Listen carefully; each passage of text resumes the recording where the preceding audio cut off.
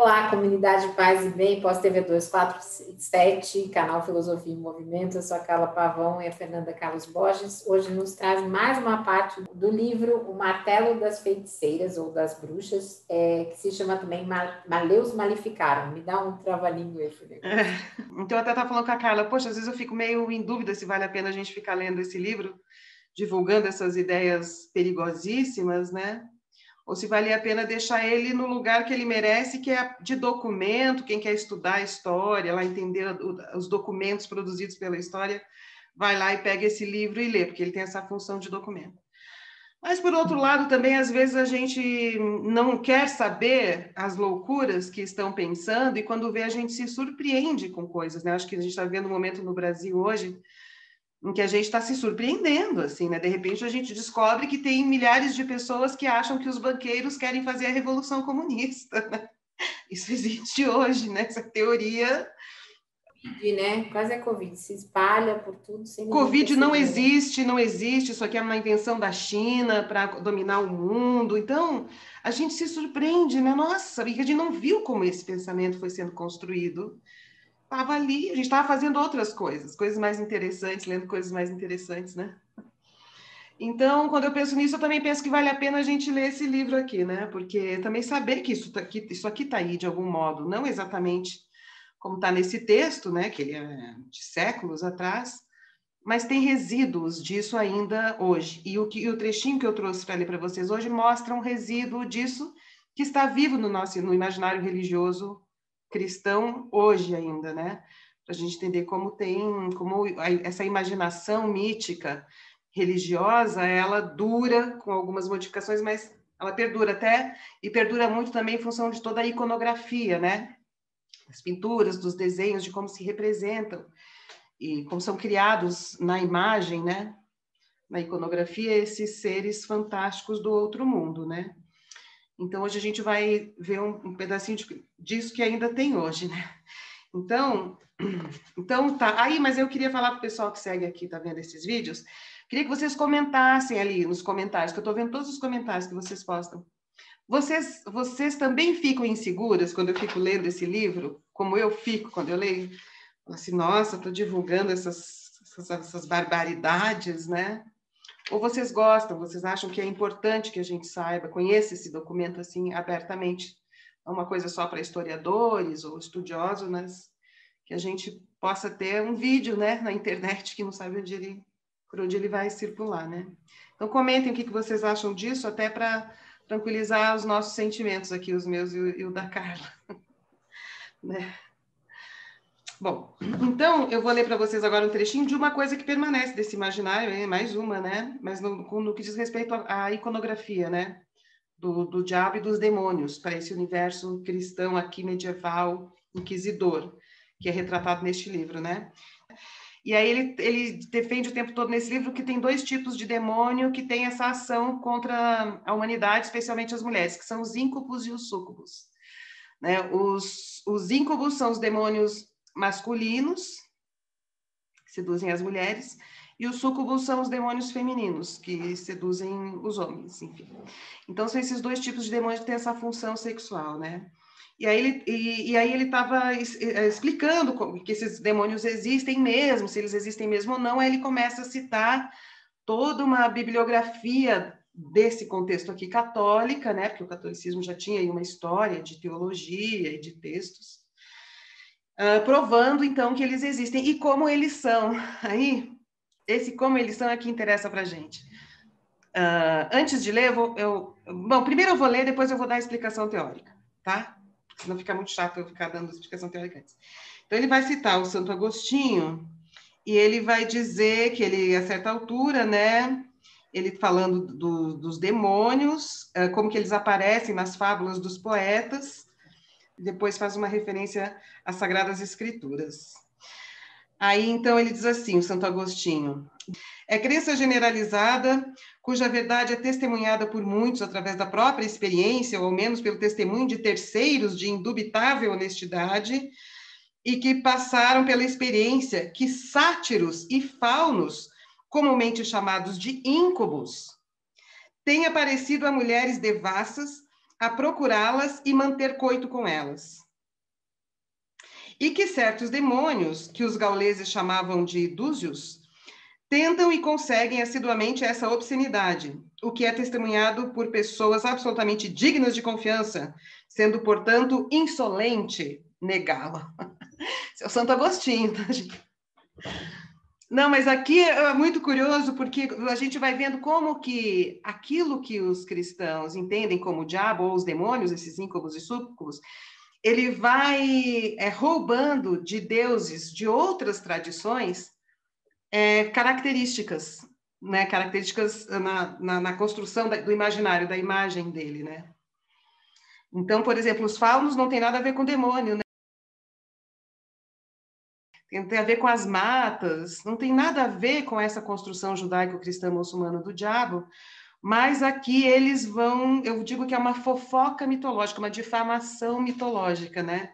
Eles pegam esses personagens ligados à sexualidade, a sexo de outras mitologias, nem sabe de nada dessa tradição judaica, nem tão nessa, tá? É outra história do imaginário coletivo, né, religioso, e vão dizendo, olha, aquilo ali é o íncubo, aquilo ali é o súcubo, aquilo ali é o demônio, né? Então, isso acontece muito nisso que a gente chama de guerra simbólica, né, gente? É uma luta que se trava no imaginário. É uma forma de... são estratégias de dominação do imaginário, do outro, né? E de vencer, né, subvertendo a lógica do imaginário de um certo povo sendo subvertido por outro povo, né?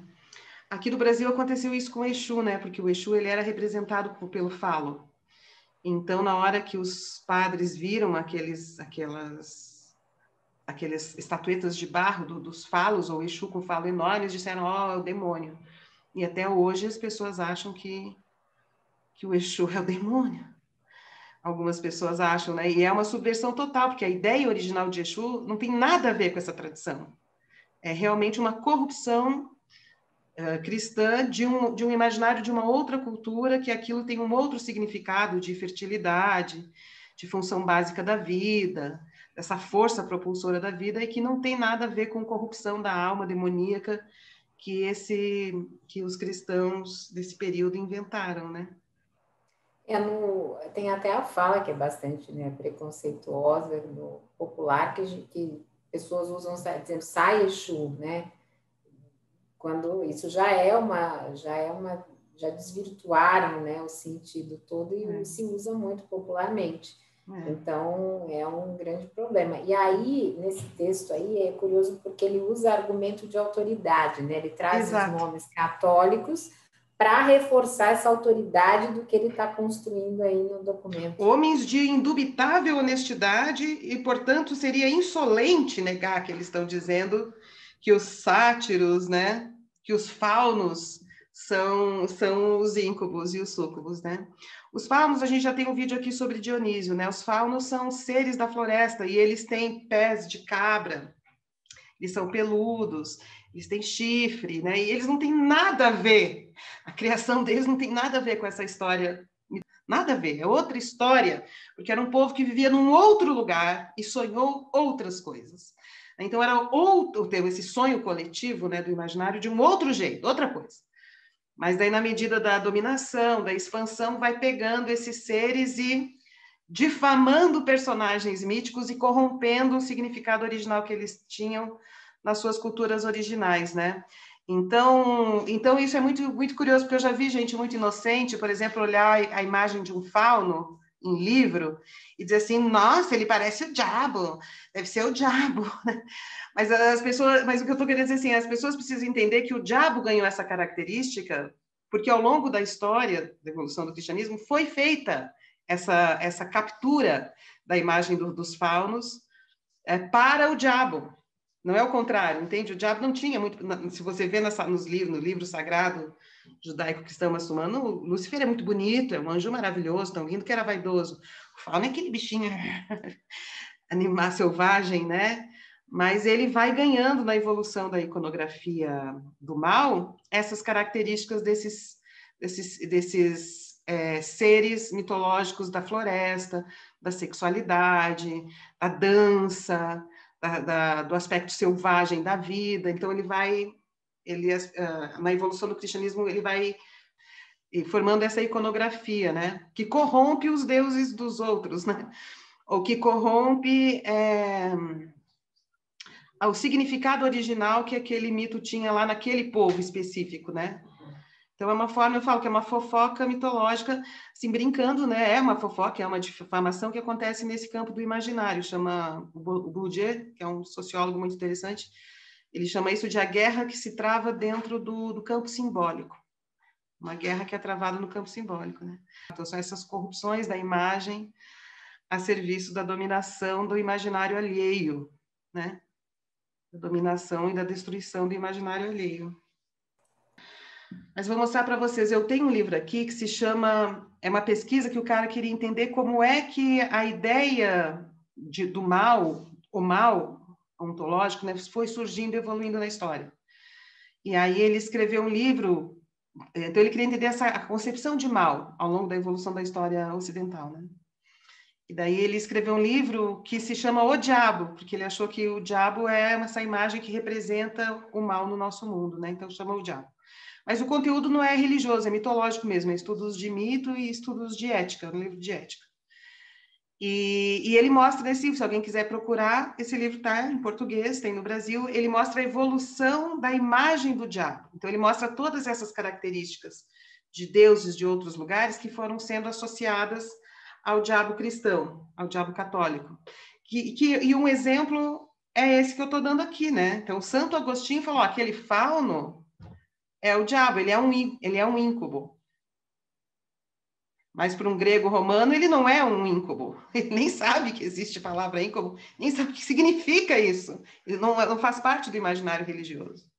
O fauno ele é corrompido por essa ideia de ser um demônio, né? Mais adiante, no mesmo livro, Santo Agostinho esclarece a segunda controvérsia, qual seja a passagem do Gênese sobre os filhos de Deus, ou Sete, e das filhas dos homens, ou de Caim, em que se fala a respeito dos íncubos, porque a existência de semelhantes criaturas não seria crível.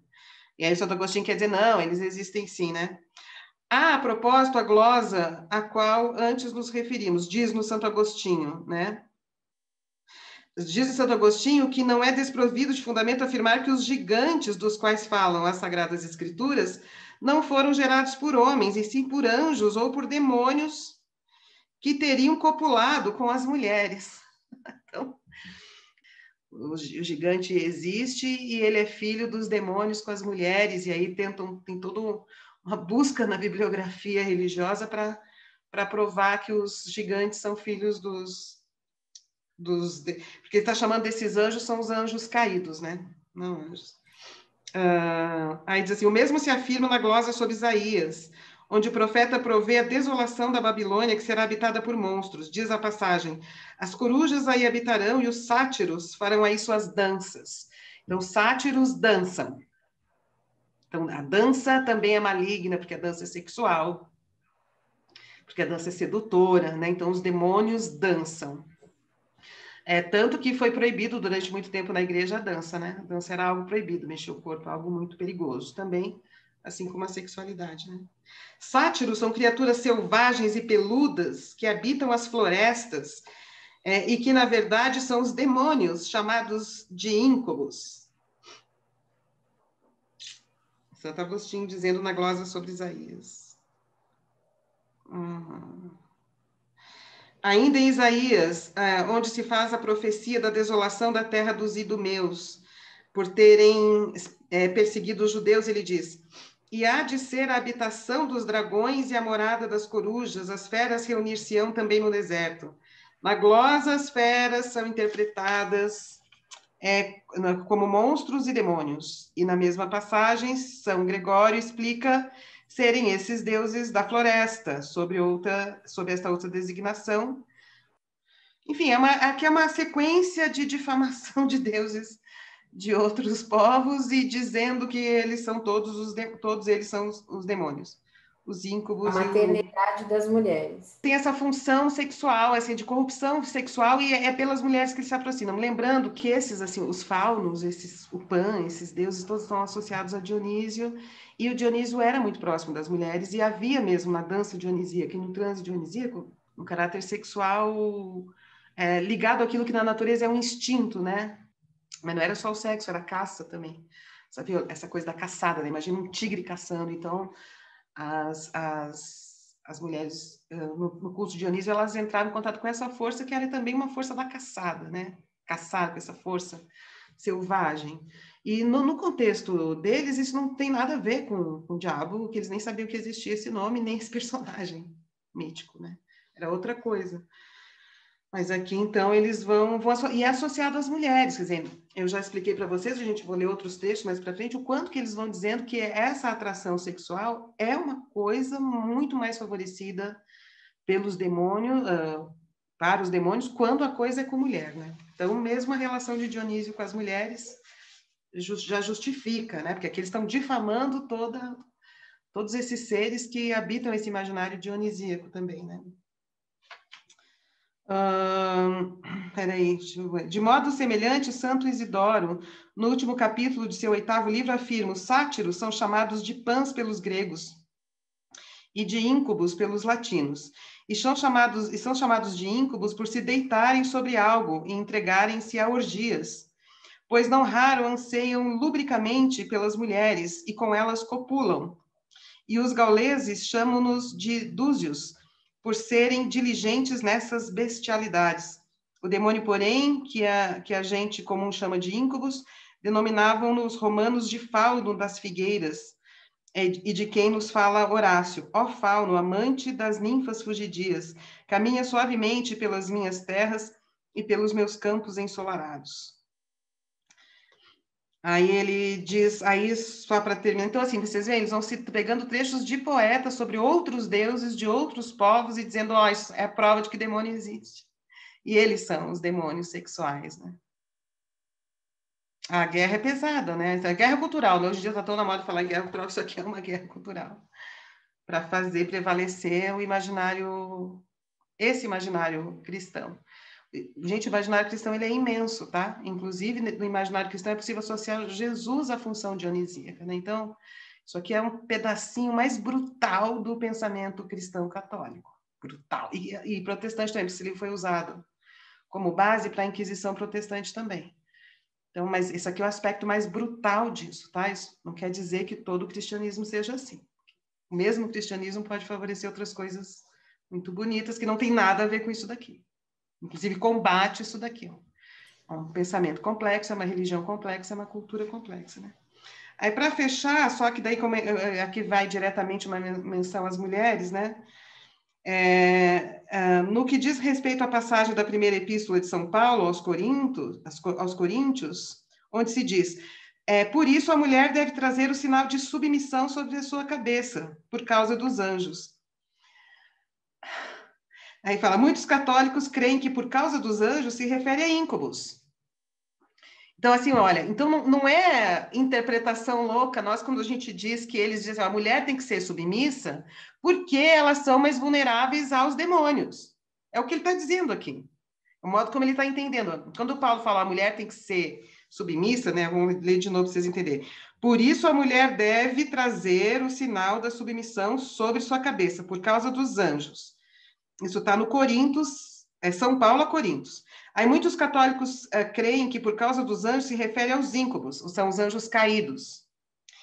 Enfim, então vou acabar o vídeo de hoje com essa citação aqui, né? Então aqui ele justifica explicitamente que a mulher deve ser submissa, trazer submissão sobre a sua cabeça com relação ao homem, por causa da sua fragilidade com relação à ação dos demônios. Dos íncubos, que ele fala aqui, né, mais explicitamente.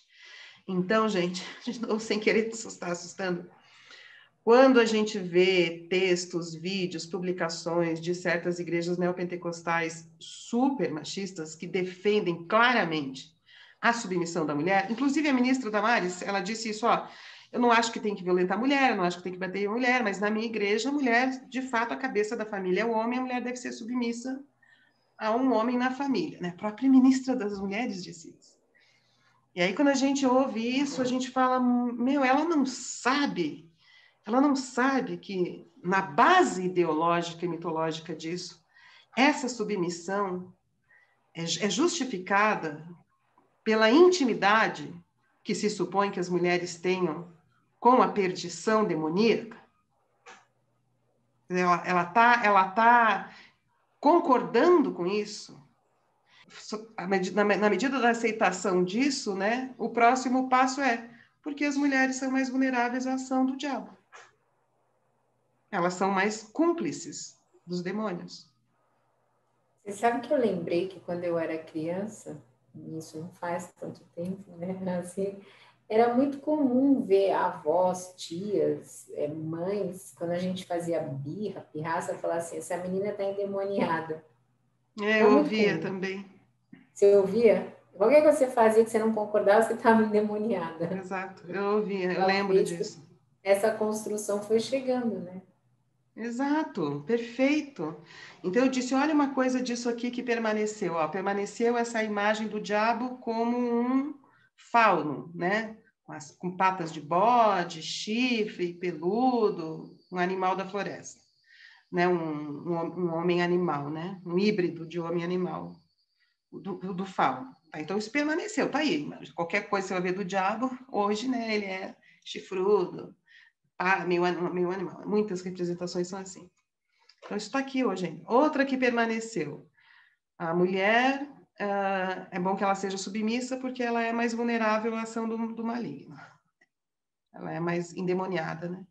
E você está dizendo outra coisa. Você está dizendo... As meninas, quando nós éramos crianças, era uma fala muito comum nas famílias dizer que as meninas estavam endemoniadas. Então, são essas permanências que são perigosas. O Edgar Morin, uma vez, ele num livro dele, não me lembro qual, ele usou uma metáfora que eu achei tão linda. Ele diz que uma cultura, quando se desfaz, ela deixa esporos. Esporos são aquelas coisas de planta da biologia. Deixa esporos que ficam no ar, né? Imagina os esporos. E que em algum momento cai num terreno, aquele esporo, e ele cresce, ele germina. Ele germina. Então, isso aqui que a gente está lendo tem esporos no ar disso daqui. E em que chão que isso pode cair? A gente tem que ficar atento a isso, porque está aí, né? De alguma maneira. Enfim, então é bom a gente saber, né? Voltando como a gente abriu o vídeo, será que vale a pena ficar divulgando essas ideias absurdas, né? Bom, se isso são esporos que estão por aí, é bom que a gente saiba, né? Esses esporos estão por aí e que a gente entenda eles, né? Que a gente não se confunda com eles. Estudando desse jeito, né? Falando desse jeito como a gente está falando, né? Legal. Né? Bom, e coloquem aí, gente. Escrevam aí nos comentários o que vocês acham. Vale a pena continuar? Né? Vale a pena ir lendo essas coisas absurdas, né? Entender esses esporos que ainda permanecem amenizados, mas estão por aí na atmosfera. Né? Legal. E para vocês que nos viram, então, pedindo que curtam, que compartilhem, que se inscrevam nos canais, no Paz e Bem, Filosofia em Movimento, na Pós TV 247, isso é muito importante para a gente enfrentar os robozinhos, os algoritmos e tudo isso que surge aí pela frente, principalmente robô que agora tem diversificado. Então, a gente foi xingada, eu e a Carla. Veio um bonitão dizer essas mulheres feias. Brulacas, olha, a gente é bonitinha, né? A gente gostou, mas a gente incomodou, a gente dorme tranquila, né? Podemos dormir tranquila, cumprimos o nosso papel. Muito obrigada para quem nos xingou. Achei tão engraçado, né? Não tem o que dizer, né? Então, para vocês que nos viram, gente, então um beijo grande de duas bruxas velhas. Duas bruacas. Nosso Paz e Bem. Duas bruacas velhas e nosso Paz e Bem. Um beijo grande. Beijo, gente. Até semana que vem. Comentem aí se vocês acham que realmente vale a pena a gente continuar levantando essa lama toda. Tá bem? Beijos.